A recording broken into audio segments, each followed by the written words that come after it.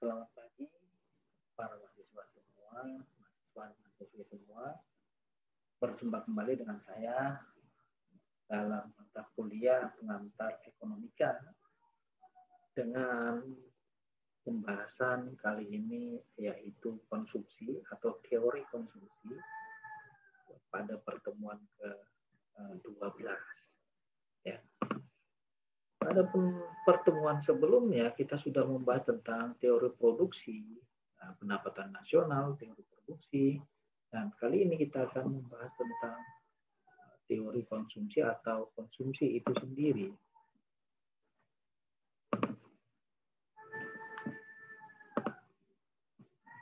Nah, konsumsi secara epistemologinya itu berasal dari bahasa Belanda konsumtie, bahasa Inggris consumption. Itu kegiatan yang bertujuan mengurangi atau menghabiskan daya guna suatu benda baik berupa barang maupun jasa untuk memenuhi kebutuhan dan kepuasan secara langsung. Konsumen adalah pemakai barang dan jasa ya. Jadi pemakai barang dan jasa itu dalam teori konsumsi itu disebut konsumen.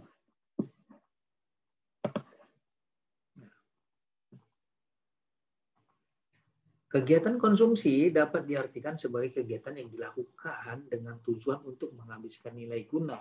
Di samping menghabiskan nilai guna, barang atau jasa, ya tindakan ini juga untuk memenuhi kebutuhan baik secara individu atau secara bersamaan. Selain itu, orang yang melakukan kegiatan konsumsi ini dapat disebut sebagai seorang konsumen. Siapapun bisa menjadi pelaku konsumsi, seperti rumah tangga dalam sebuah keluarga, pemerintah, serta industri atau perusahaan. Proses konsumtif dalam sebuah rumah tangga ini, misalnya, seorang anak membutuhkan buku pelajaran. Selain itu, ayah dan ibu juga membutuhkan koran maupun majalah untuk dibaca. Lain halnya dengan pemerintah yang menggunakan kegiatan konsumtif ini seperti membangun perumahan murah untuk KPR dengan bunga rendah, di mana perumahan ini dikhususkan untuk para pegawai yang memiliki penghasilan rendah sebagai tempat tinggal. Sedangkan untuk industri atau perusahaan menggunakan kegiatan ini untuk memenuhi kebutuhan bahan baku maupun karyawan. Nah, selain itu bisa juga menggunakan untuk membeli kebutuhan mesin dan peralatan. Nah, ini kita akan berbicara tentang contoh dari kegiatan konsumsi sendiri ya. Saya akan sedikit menjelaskan tentang hal itu. Ya, contoh dari kegiatan konsumsi, mengenai contoh kegiatan konsumsi ini dapat dilihat dari kegiatan yang dilakukan setiap hari, namun tanpa disadari bahwa kegiatan tersebut merupakan kegiatan konsumtif. Contohnya kegiatan konsumtif seperti menggunakan sebuah aplikasi online dalam memesan layanan transportasi misalnya, yang sekarang ini lagi tenar. Nah, selain itu kegiatan belanja yang biasanya dilakukan secara langsung maupun daring atau online untuk memenuhi kebutuhan atau kepuasan semata. Ada juga contoh kegiatan konsumsi dalam ada seperti cukur rambut yang dilakukan pada tempat tukang cukur rambut. Selain itu, membeli barang-barang untuk perlengkapan rumah tangga juga termasuk dalam contoh kegiatan konsumsi. Ya, pada intinya, di mana Anda membelanjakan atau mengorbankan sesuatu untuk kebutuhan atau kepuasan, maka hal tersebut sebagai kegiatan konsumtif. Nah, ciri-ciri kegiatan konsumsi ya, ada beberapa cirinya. Biasanya tindakan semua orang bisa mengenali jenis kegiatan konsumtif yang dilakukan tanpa mengetahui ciri-ciri tersebut. Salah satunya adalah saat melakukan kegiatan ekonomi. Banyak orang tidak menyadarinya. Kita coba lihatlah contoh ciri-ciri dari kegiatan konsumsi ya. Pertama itu dilakukan secara langsung.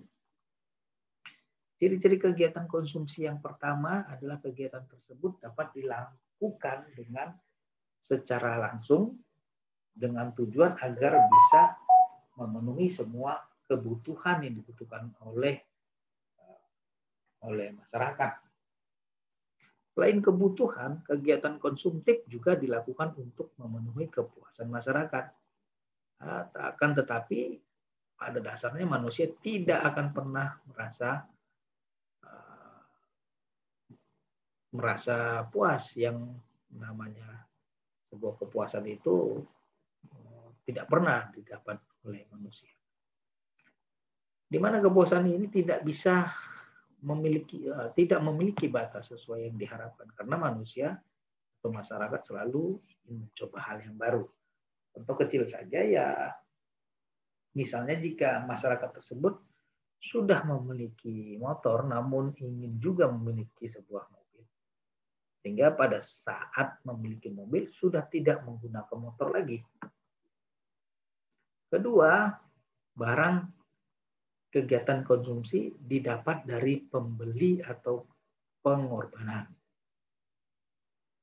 Untuk memakai barang konsumsi terlebih dahulu harus melakukan sebuah pengorbanan, seperti pembelian barang tersebut di toko. Seperti untuk mendapatkan tas, baju, celana, maupun hal lain biasa didapat dalam sebuah toko yang ada di sekitar kita. Selain di toko, barang konsumsi ini bisa didapat di warung-warung sekitar. Untuk barang konsumsi yang bisa didapatkan di warung-warung sekitar, seperti makanan atau minuman, ya,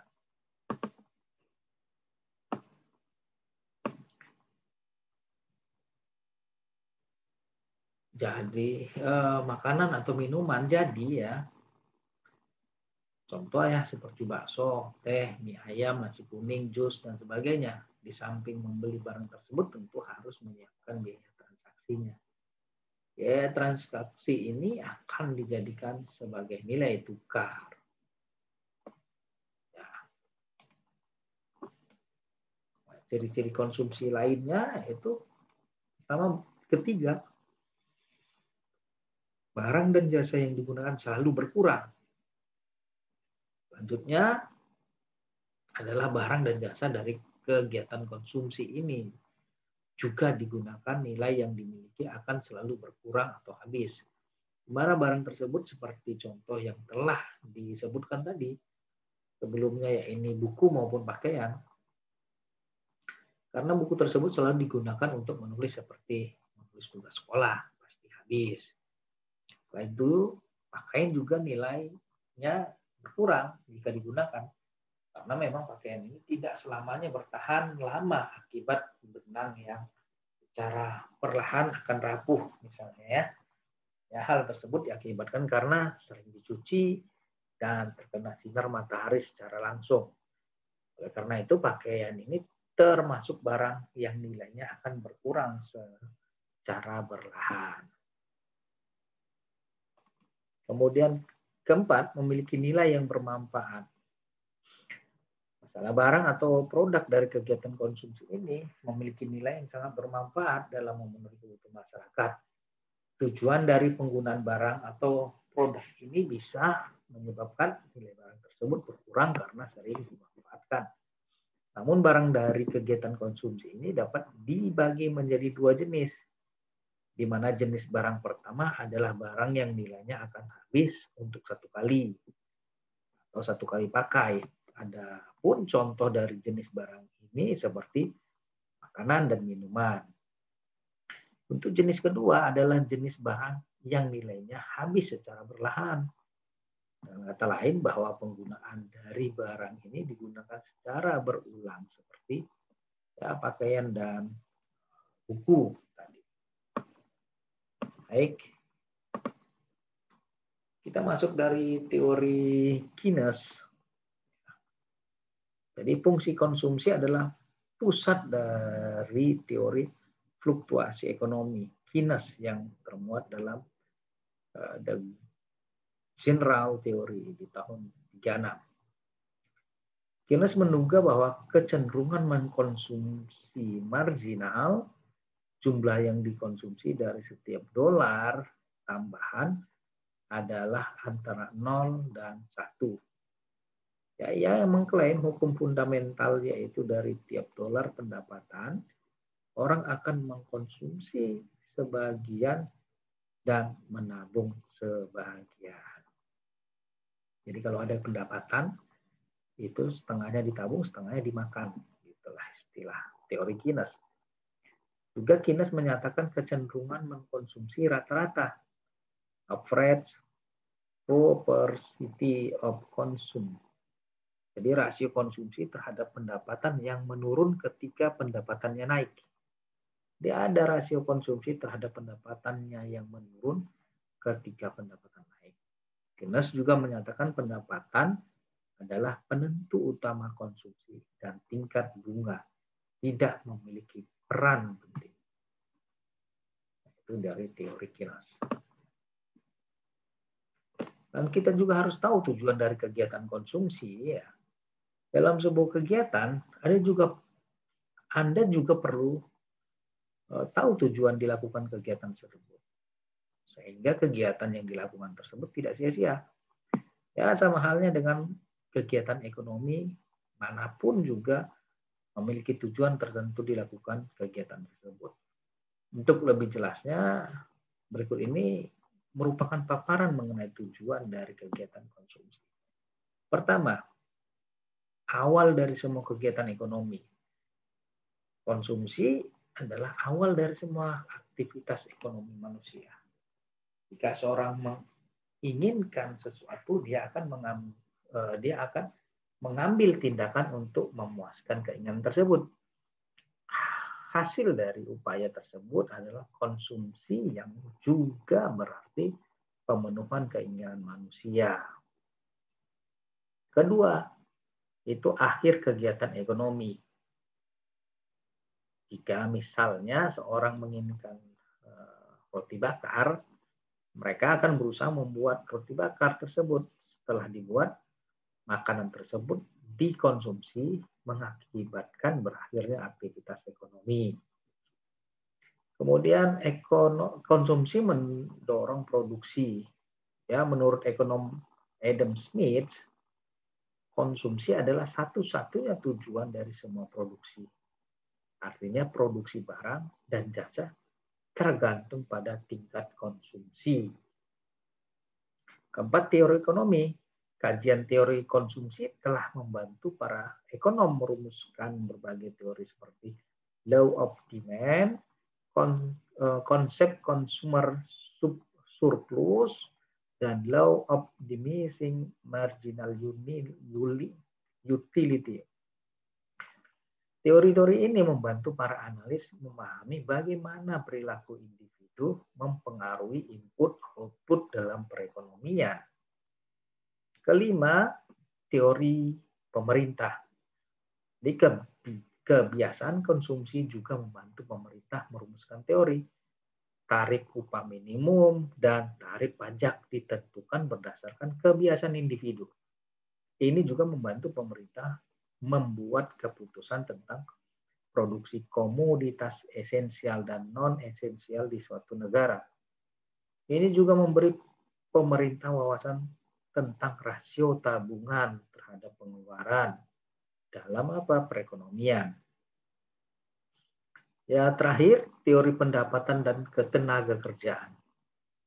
Ya, konsumsi memainkan peran penting dalam teori pendapatan dan ketenaga kerjaan. Di bawah ekonomi Keynesian. Jadi tadi teori Keynes ya, seperti yang dikemukakan tadi John Maynard Keynes. Ya, teori Keynesian menyatakan bahwa jika konsumsi barang dan jasa tidak meningkatkan permintaan barang dan jasa tersebut, maka akan menyebabkan penurunan produksi.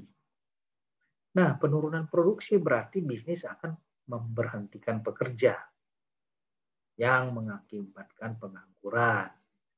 Konsumsi dengan demikian membantu menentukan pendapatan dan output dalam suatu perekonomian.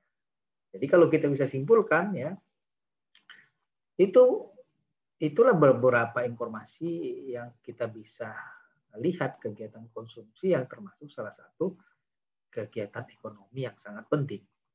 Mulai dari pengertian kegiatan konsumsi, ciri-ciri kegiatan konsumsi, contoh kegiatan konsumsi, dan tujuannya tadi kita sudah bicarakan. Ya, biasanya terkadang seluruh kegiatan ekonomi yang terjadi juga sangat jarang disadari oleh masyarakat. Sehingga tidak mengetahui bahwa kegiatan yang dilakukan adalah kegiatan ekonomi yang membantu negara dalam mengambil kebijakan yang tepat.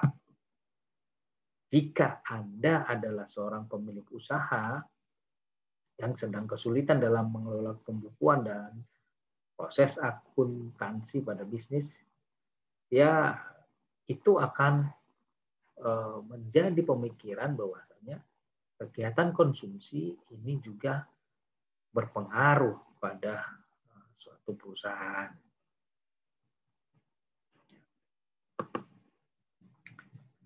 Kemudian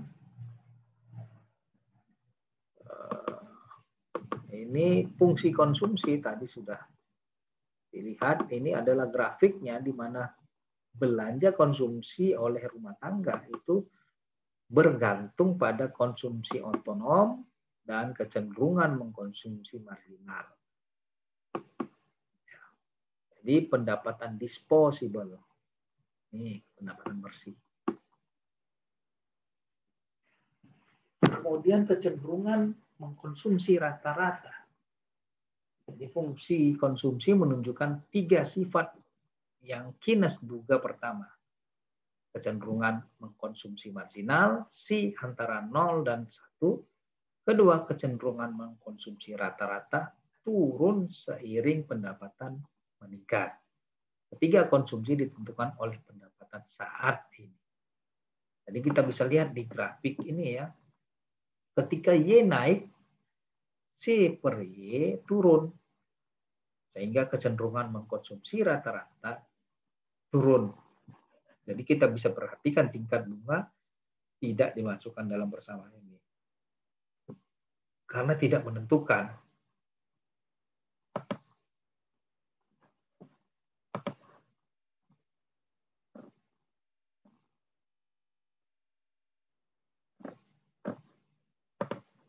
Baik, kita lanjut.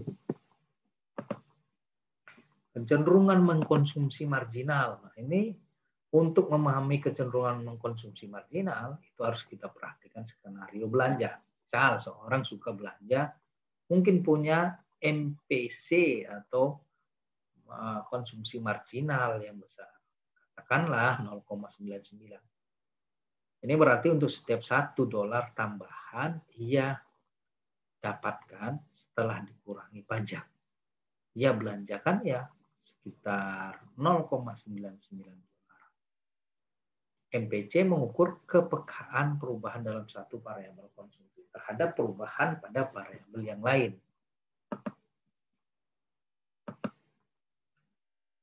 Stagnasi sekuler Simon teka-teki konsumsi ya. Nah, ini kita bisa lihat selama Perang Dunia Kedua berdasarkan fungsi konsumsi, Keynes ekonom memprediksi ekonomi akan mengalami stagnasi ya, sekular.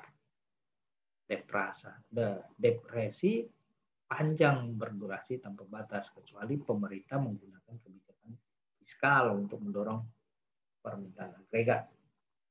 Ternyata akhir perang tidak membawa Amerika dalam depresi lain, tapi menyatakan dugaan Keynes bahwa kecenderungan mengkonsumsi rata-rata akan turun ketika pendapatan naik. Ini nampak tidak berlaku. Ya, menurut Simon Kunes, membangun data rata-rata konsumsi dan investasi baru sejak 1899. Ya, kemudian menerimakan hadiah Nobel. Kunes menemukan bahwa rasio konsumsi terhadap pendapatan adalah stabil sepanjang waktu. meskipun peningkatan besar pada pendapatan.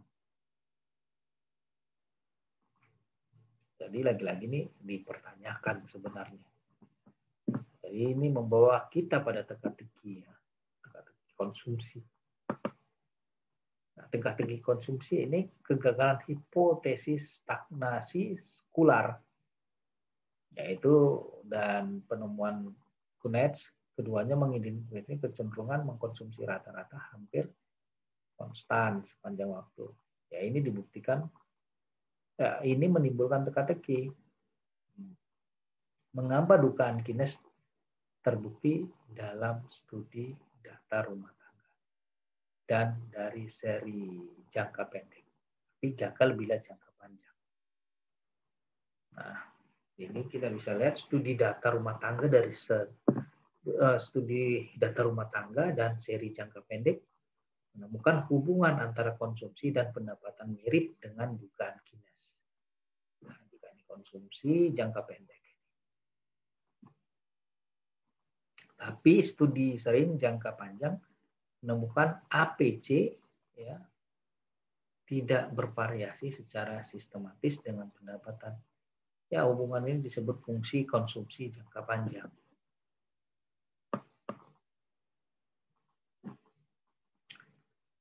Ekonom Irving Fisher ini mengembangkan model dengan nama ekonom menganalisis beberapa rasional.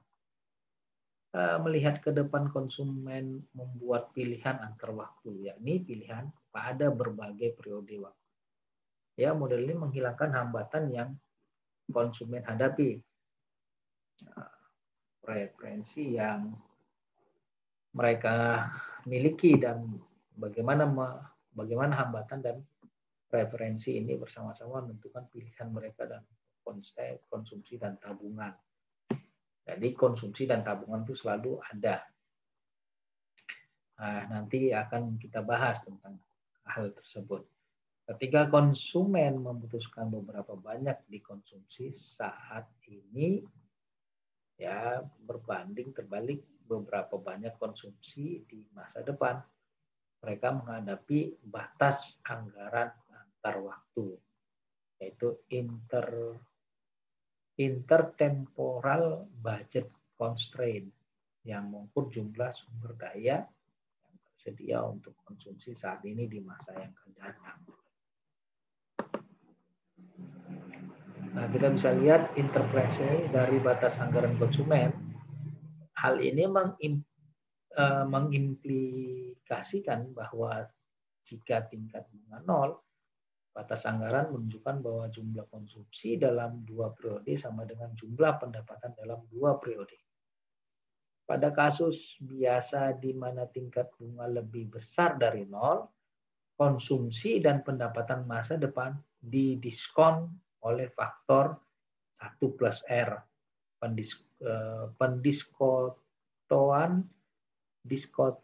Pendiskotoan ini muncul dari bunga tabungan karena konsumen mendapat bunga dari pendapatan saat ini yang ditabung. Jadi pendapatan masa depan kurang nilai dari pendapatan saat ini. Juga karena konsumsi masa depan disisihkan untuk tabungan yang mendapat bunga. Konsumsi masa depan lebih murah daripada konsumsi saat ini. Itu faktor 1 plus R. Nah, ini adalah harga konsumsi periode kedua yang diukur dalam bentuk konsumsi periode pertama. Jumlah konsumsi periode pertama yang dikonsumsi harus diabaikan untuk memperoleh 1 unit konsumsi periode kedua. Dan ini batas anggaran konsumen. Ini kombinasi konsumen periode pertama dan periode kedua. Nah, konsumen biasa pilih jika ia pilih antara A dan B.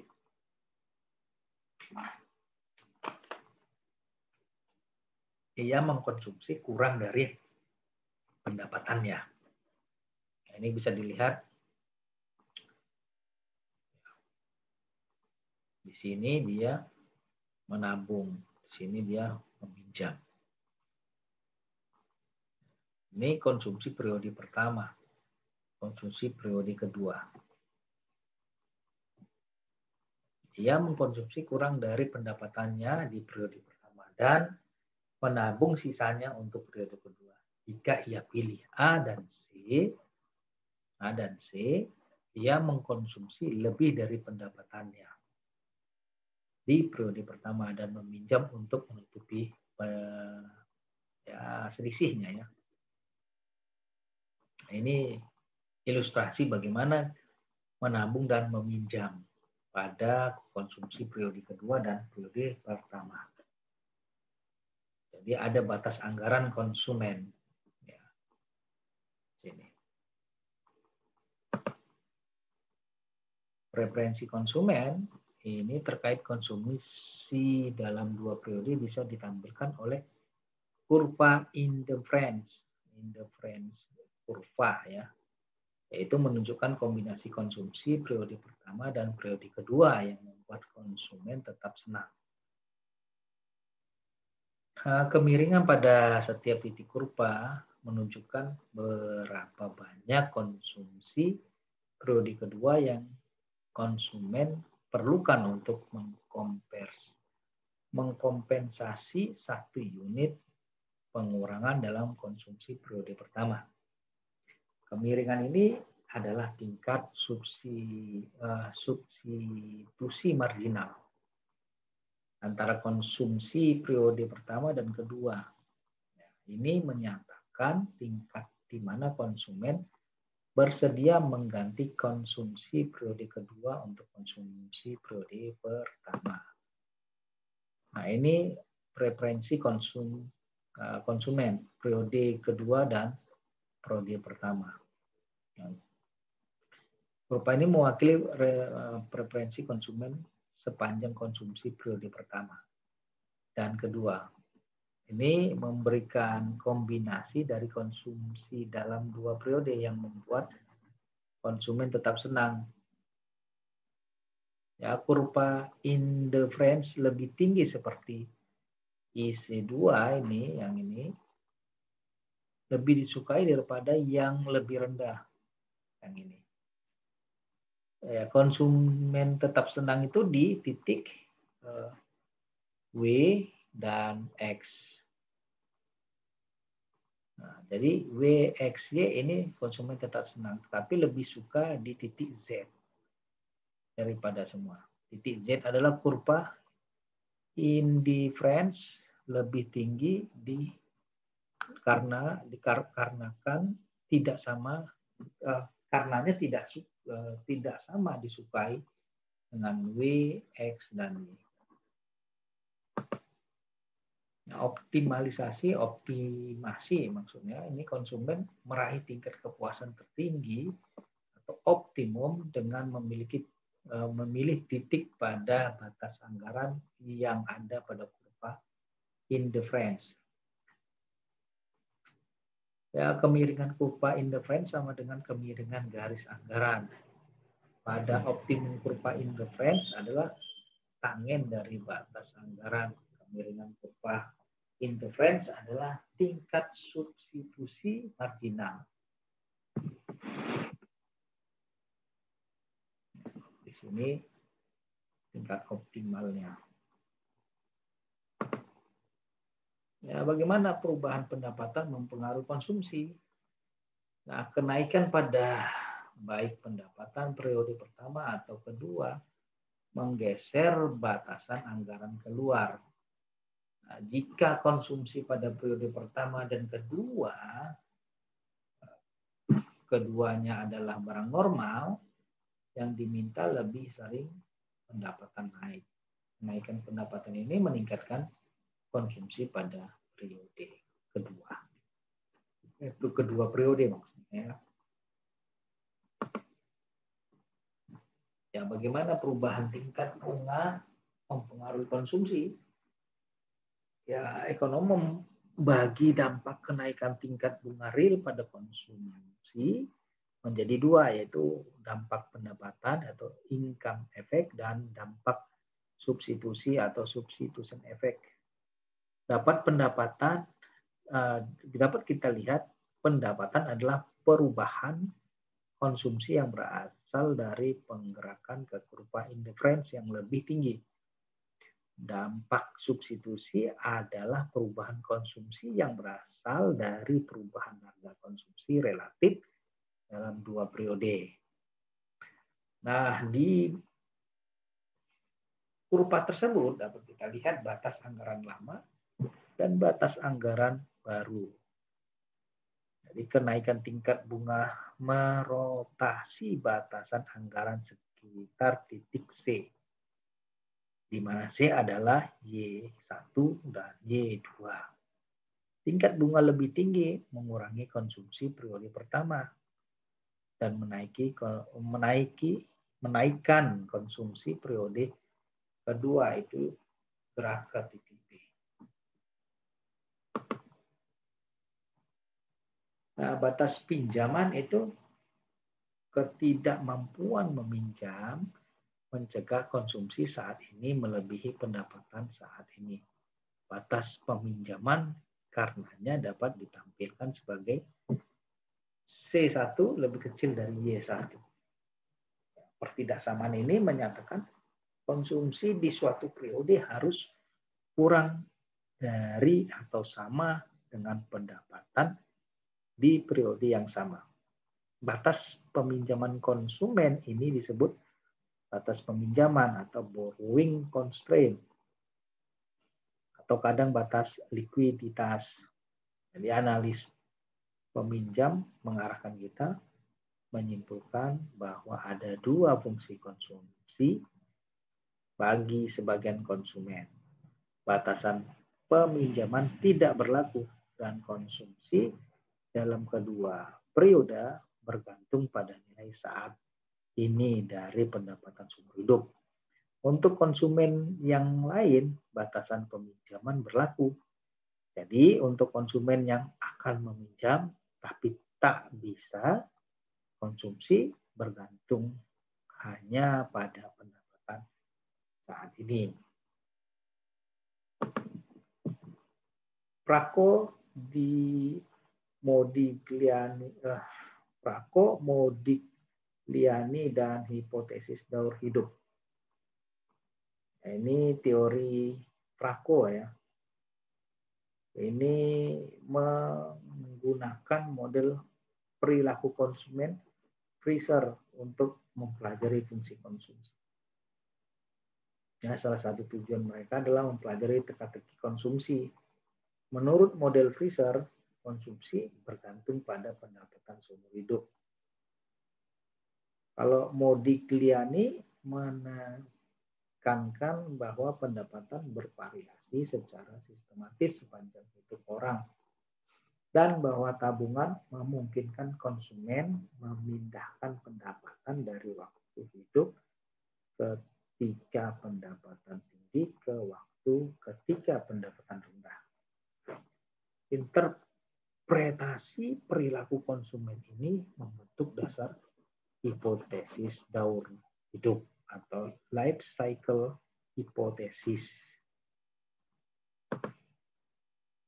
Kalau Milton menyatakan hipotesis pendapatan permanen untuk menjelaskan perilaku konsumen, ya esensinya adalah konsumsi saat ini proporsional terhadap pendapatan permanen. Hipotesis pendapatan permanen Friedman melengkapi hipotesis daur hidup Modigliani. Keduanya menggunakan teori konsumen Fraser untuk menyatakan bahwa konsumsi sebaiknya tidak bergantung pada pendapatan saat ini. Tapi tidak seperti hipotesis daur hidup yang menekankan bahwa pendapatan mengikuti pola reguler selama hidup seseorang. Hipotesis pendapatan permanen menekankan bahwa orang mengalami perubahan acak dan temporer dalam pendapatan mereka dari tahun ke tahun. Friedman menyarankan kita memandang pendapatan saat ini atau Y sebagai jumlah dari dua komponen, yaitu pendapatan permanen dan pendapatan transitoris. Robert Hall ya, pertama kali menderivasi implikasi ekspektasi rasional pada konsumsi. Ya, ia menunjukkan bahwa jika hipotesis pendapatan permanen benar dan jika konsumen punya ekspektasi rasional, maka perubahan konsumsi sepanjang waktu menjadi tak dapat diprediksi. Ketika perubahan variabel tak dapat diprediksi, variabel dikatakan mengikuti jalan acak, random walk. Jadi menurut Hall, kombinasi hipotesis pendapatan permanen dan ekspektasi rasional mengimplikasikan bahwa konsumsi mengikuti jalan acak.